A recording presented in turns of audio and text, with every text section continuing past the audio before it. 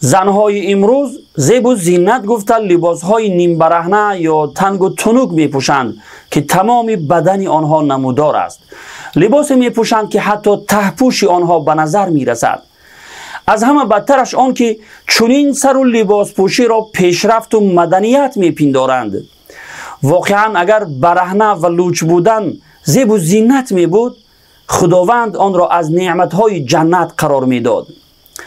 خداوند متعال می فرماید اینک الا تجوع فیها ولا تعرا، یعنی بیگمان در جنت نه گرسنه میمانی و نه برهنه میشوی. ببینید که خداوند می فرماید که در جنت برهنه و لوچ نمیشوی. هر چیزی خوب در جنت وجود دارد.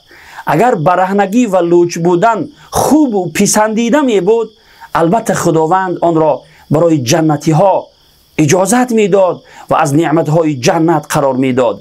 پس خوب اندیشه کنید ای خواهران عزیز.